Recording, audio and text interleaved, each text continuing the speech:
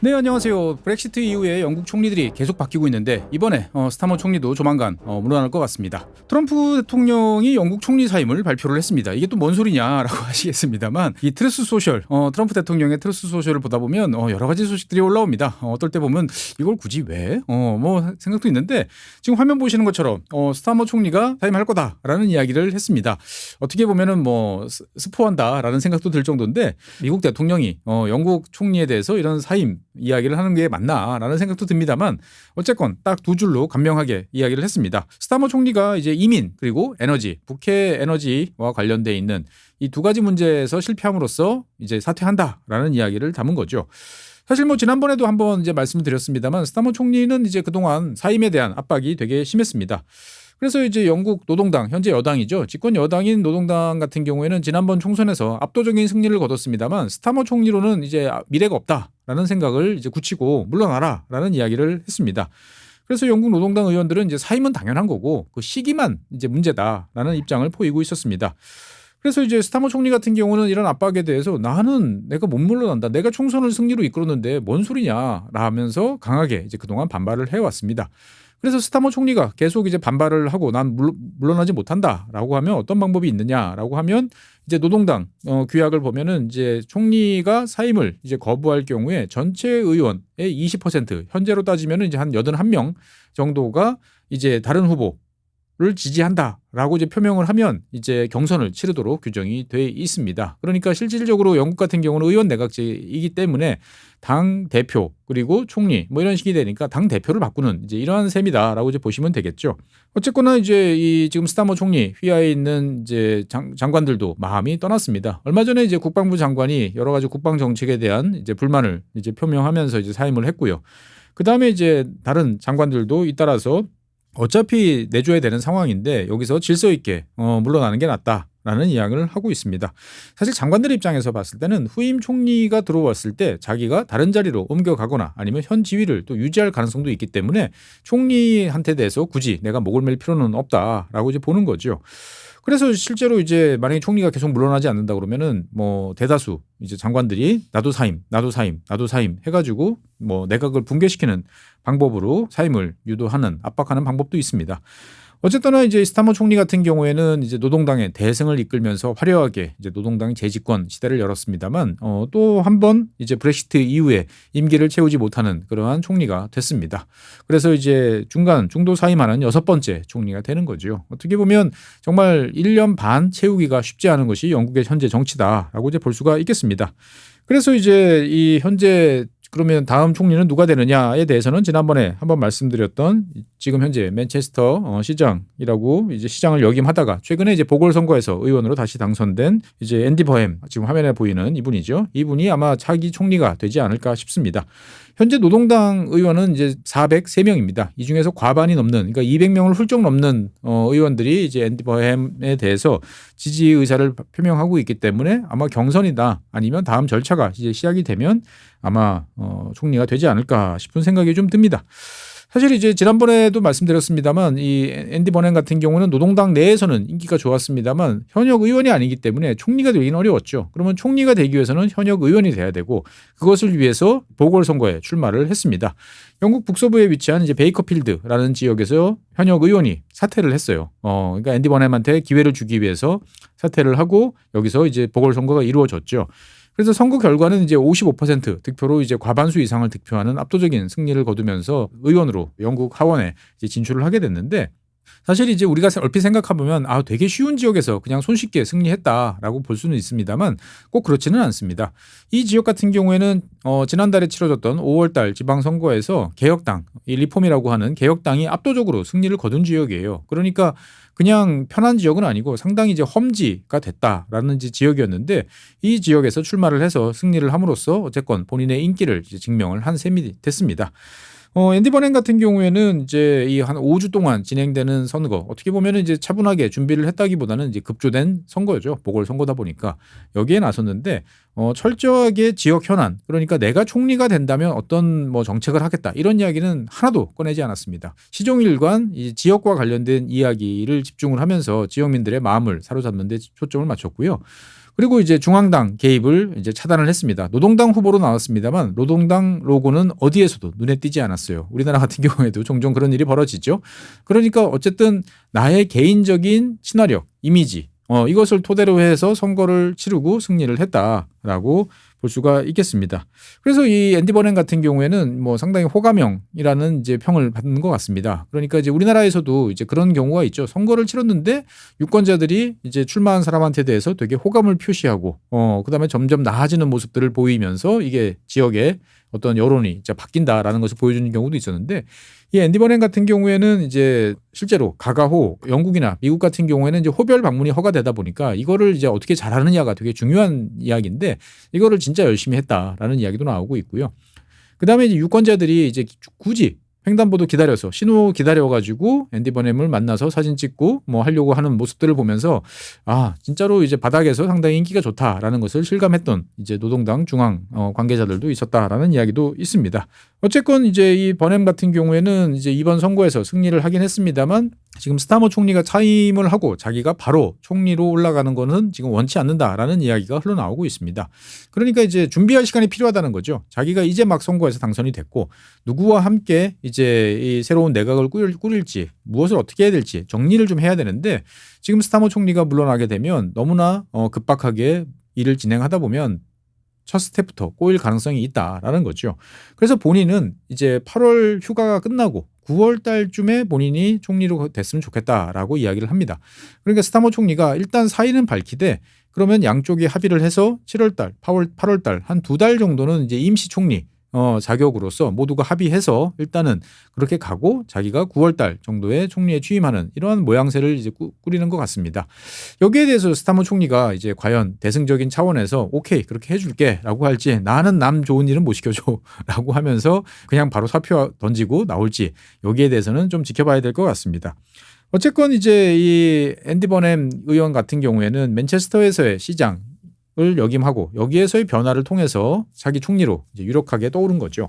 그러니까 우리나라로 따지면은 2002년 이후에 이제 이명박 시장이 이명박 대통령으로 이제 간 거와 유사한 이제 경로를 걸었고 사실 이제 지난 시간에 말씀드렸습니다만 뭐 버스 공영제 그리고 이제 배차 시간에 대한 뭐 정확도 그다음에 여러 가지 교통 편의, 노선 변경, 교통망에 대한 여러 가지 체감할 수 있는 변화를 통해서 시민들의 마음을 샀던 것이 이제 전국적인 인기를 얻는 요인이 됐죠. 그래서 지금 이제 앤디 버냉이 내거는 여러 가지 정책에 대해서 관심이 모아지고 있는데 이것을 가리켜 가지고 지금 맨체스터주의 뭐 이렇게까지 표시하는 경우도 있습니다. 그러니까 이제 본인이 시장을 역임하면서 빠른 성장 그리고 변화 이런 것들을 했던 요인들을 영국 전체에 왜 적용하지 못하느냐? 난 적용할 거다. 라는 이야기를 지금 하고 있는 거죠. 즉 앤디 버냉이 생각했을 때 영국의 가장 큰 문제점은 뭐냐? 첫 번째는 성장이 낮고 그리고 간혹 성장을 한다 하더라도 이게 지속되지 않는다라는 거죠. 그래서 성장이 지속되려고 그러면 사회 전체적인 변화를 만들어낼 필요가 있고 두 번째는 그러한 변화에 있어서 발목을 잡는 거는 재정난인데 이 재정난을 어떻게 해결할 것인가에 대해서 이제 여러 가지 구체적인 방안을 앞으로 준비할 것 같습니다. 어쨌든 큰 틀에서 보면 앤디 버냉이 내세우는 맨체스터주의라는 것은 기업 친화적 사회주의라고 볼 수가 있겠습니다. 그러니까 국가가 주도해서 지금 민간에 넘어가 있는 뭐 교통이라든지 여러 가지 사회 국민의 일상과 관련되어 있는 여러 가지 영역들을 다시 국가가 챙기는 사회주의적 측면을 강화하되 기업에 대해서는 국가가 간섭하지 않고 기업의 자율성을 인정하고 오히려 도와준다라고 하는 이게 뜨거운 아이스 아메리카노 같은 이야기 같긴 한데 어쨌든 기업 친화적 사회주의가 영국 문제를 해결하는 그러한 관건이다라고 이야기를 지금 하고 있습니다.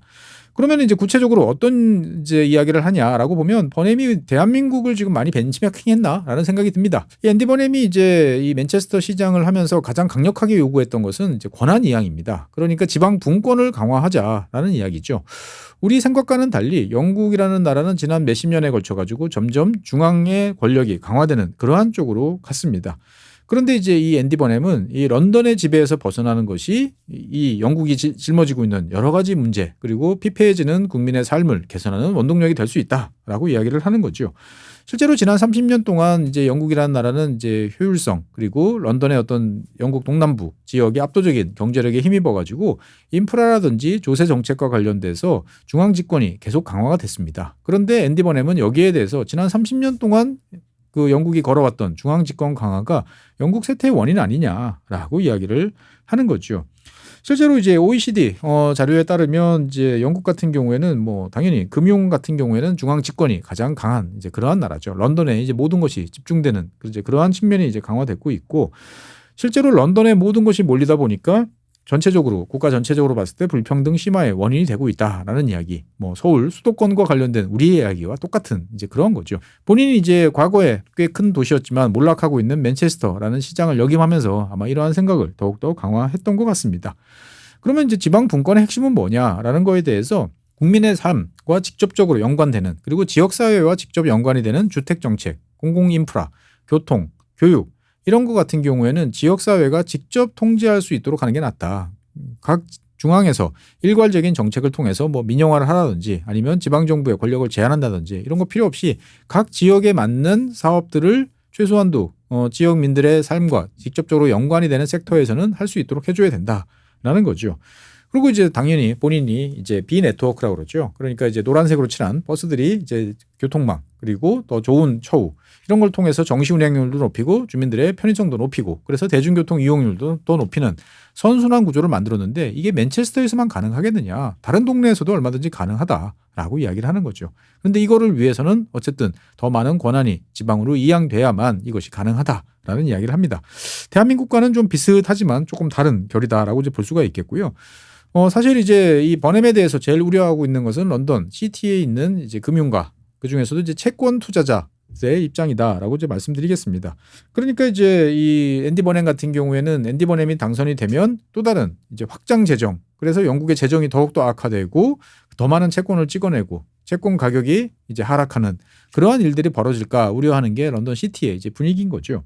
그래서 지난 이제 보궐선거 중에서는 뭐 많은 기자들이나 주변에서 이 재정, 그 다음에 채무 뭐 등등과 관련된 이야기를 많이 던졌습니다만 아주 원론적인 답만 이야기를 했어요. 그러니까 이제 재정적 신뢰성을 강화해야 된다라는 이제 말을 반복을 하면서 일단은 질문을 이제 회피한 상태죠.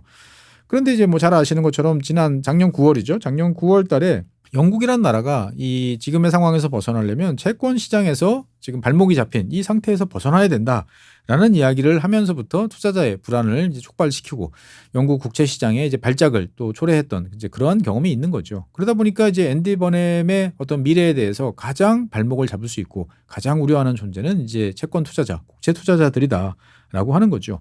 사실 영국 같은 경우에는 현재 3조 9천억 달러 정도의 이제 국가 이 부채, 국채를 이제 발행을 해놓은 상태인데 이거를 어떻게 이제 과연 앞으로 단계적으로 이제 잘 정리를 할 것인지가 이제 관건이 되고 있는 거죠. 그러니까 앤디 버넴 같은 경우에는 뭐 그렇게 이야기를 합니다. 영국 정부가 이제 추가적인 부채를 내는 거에 대해서 우려하는 것은 잘 알겠다라고는 하지만 실제로 이제 그 부채가 단순히 현상 유지를 위한 부채인지 아니면 성장을 위한 부채인지는 좀 나눠서 봐달라라는 이야기를 이제 좀 비공식적으로 여러 번 했던 것 같습니다. 그러니까 결국 영국이라는 나라가 저성장에 덫에 갇혀가지고 악순환을 반복하면 결국 채권 보유한 사람들도 손해 아니냐라는 이야기를 하는 거죠. 그러니까 영국 경제가 선순환 구조로 돌아갈 수 있도록 지금은 뭔가 변화를 꾀해야 되고 나는 이거에 대해서 뭐 국채를 보유한 사람들과 잘 이야기를 하면서 설득을 해보겠다라고 이야기를 하는데 과연 가능할까라는 생각이 좀 드는 거죠. 어쨌든 이제 이 재정 개혁에 대해서는 앤디 버넴도 동의를 합니다. 그런데 이제 그 방향에 대해서는 이제 일반적으로 우리가 생각하던 것과는 좀 많이 다른 거죠. 그러니까 이제 민영화 그리고 규제 완화 이런 것이 영국의 몰락을 강화했고 그러니까 본인은 당연히 아까 말씀드린 것처럼 시장 친화적, 기업 친화적 사회주의라는 것을 통해서 다시 필요한 분야에 대해서는 뭐 국영화 아니면 공공이 소유하고 통제권을 강화하는 쪽으로 가고 그다음에 규제도 일정 부분 도입을 해가지고 일단 영국 국민들의 삶이 나아지고 영국 국민들의 미래에 대한 확신이 있고 뭔가 해보자라는 생각이 들면 자연스럽게 문제는 해결될 수 있지 않느냐라는 라는 생각을 합니다.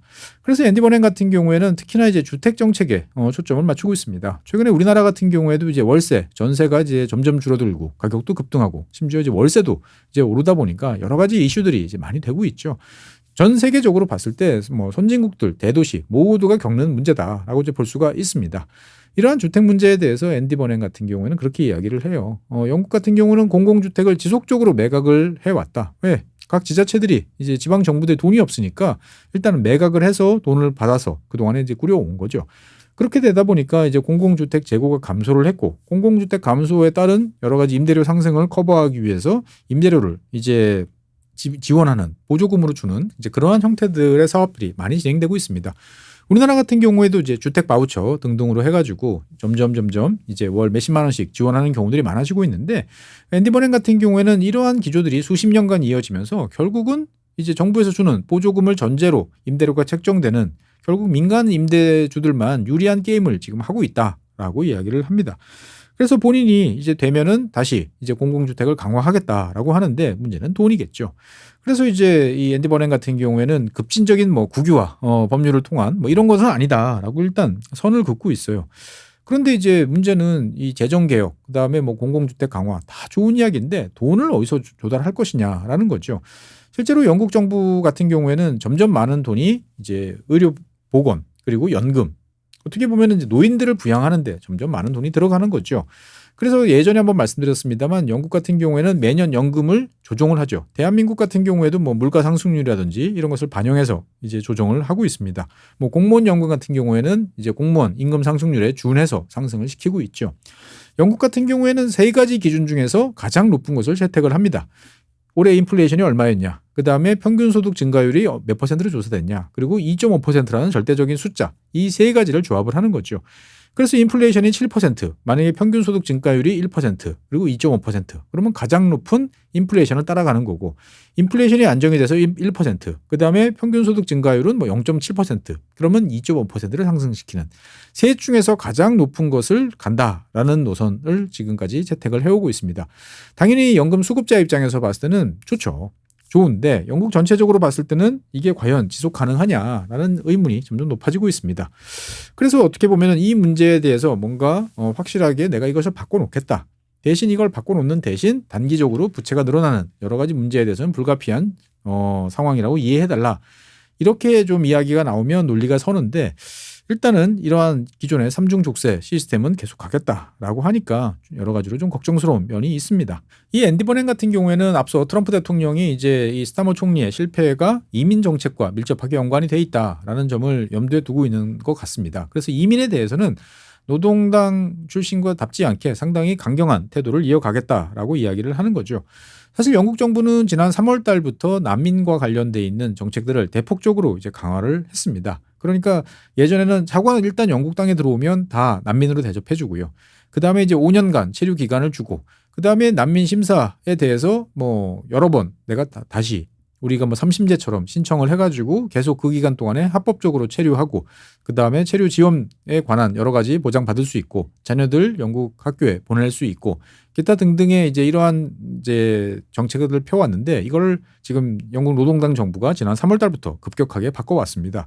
그러니까 이제 해협을 건너오는 그러니까 보트를 타고 넘어오는 이러한 불법적인 월경 행위에 대해서는 난민으로 취급하지 않겠다.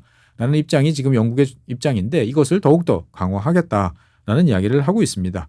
그러니까 이제 현재 이러한 조치들은 이제 그 샤바나 마흐무드라고 하는 여성 이제 정치인이죠. 내무부 장관이 이제 주도를 하고 있는데 이 마흐무드 장관 같은 경우에는 요번 이제 지금 앤디 버냉 총리가 이제 만약에 진짜로 총리가 되면 본인이 이제 재무부 장관은 이제 넘버 2죠. 이것을 이제 희망을 하고 있습니다. 그래서 이제 이런 정책들을 계속 이어받겠다라고 이야기를 하는 거죠. 그래서 이제 앞서 말씀드린 것처럼 난민 체류 허가 기간도 2년 6개월로 줄이고 그 다음에 이제 난민들을 수용하기 위해서 지금 호텔을 임차해서 어떻게 보면 호텔비를 지급해주고 있는 난민 수용 호텔도 지금 문을 닫고 있습니다. 그리고 이제 여러 번 내가 이제 1심, 2심, 3심처럼 당신은 난민 자격이 없어. 그러면은 이제 뭐 2심 그 다음에 최종심, 3심까지 여러 번에 있는 것도 지금은 원스톱으로 지금 이제 점점 단축하고 있습니다.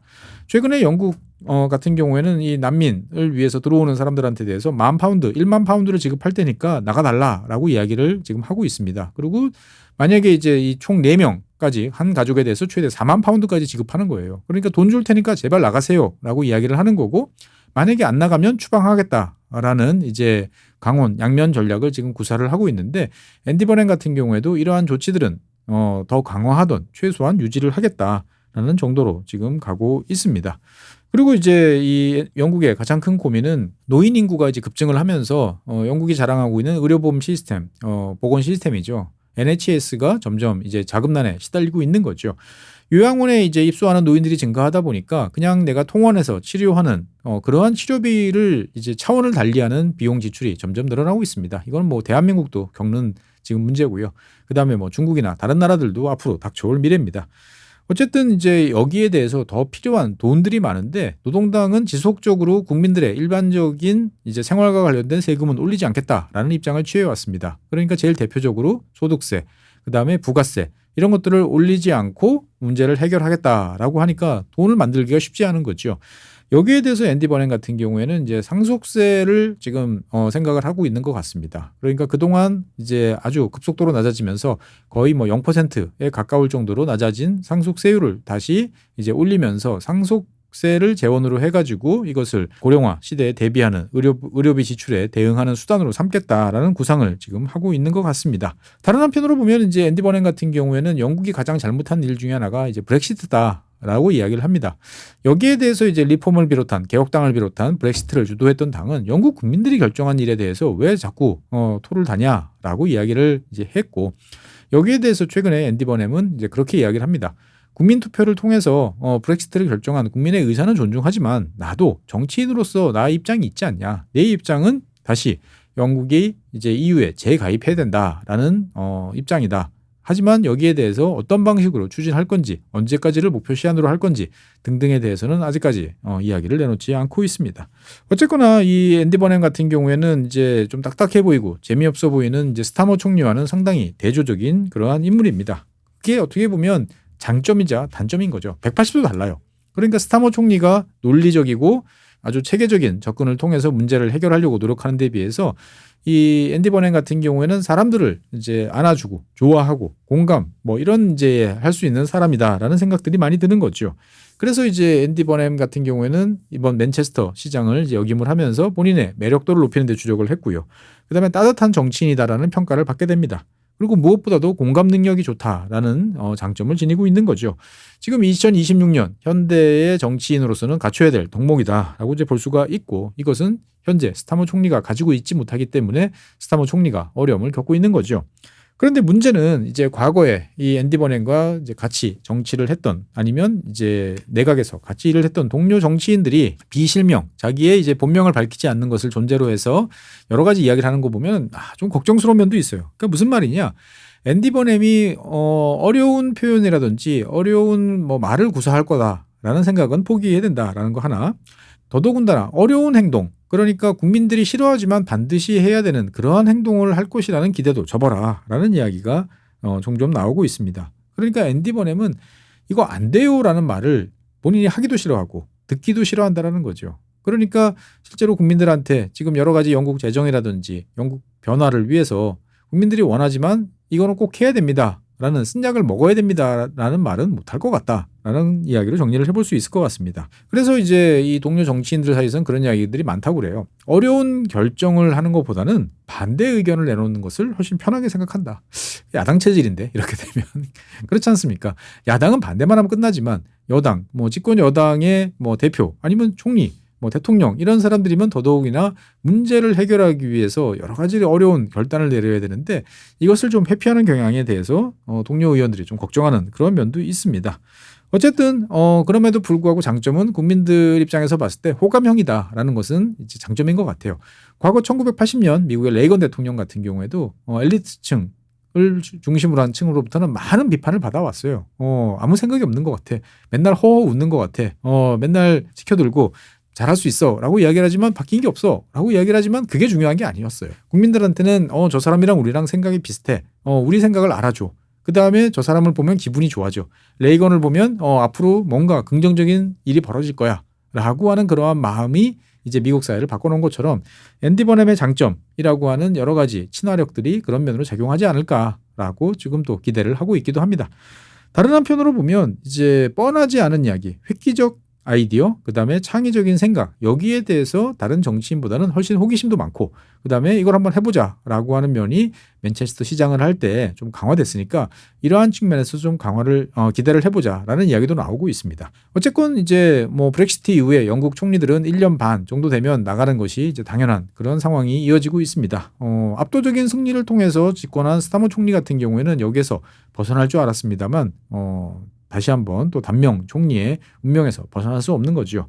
스타머 총리가 사임한 이후에 정말 이제 기업 친화적 사회주의라는 모토를 내걸고 총리가 될 앤디 버넴이 진짜 영국을 변화시킬 수 있을지 아니면 또 한 번의 단명 총리의 이름을 올릴지 우리는 좀 지켜봐야 될 것 같습니다. 네, 오늘은 점점 불안해지고 있는 영국 정치 그리고 앤디 버넴과 관련된 이야기를 나눠봤습니다. 다음 시간에는 새로운 주제로 여러분 찾아뵙겠습니다. 고맙습니다.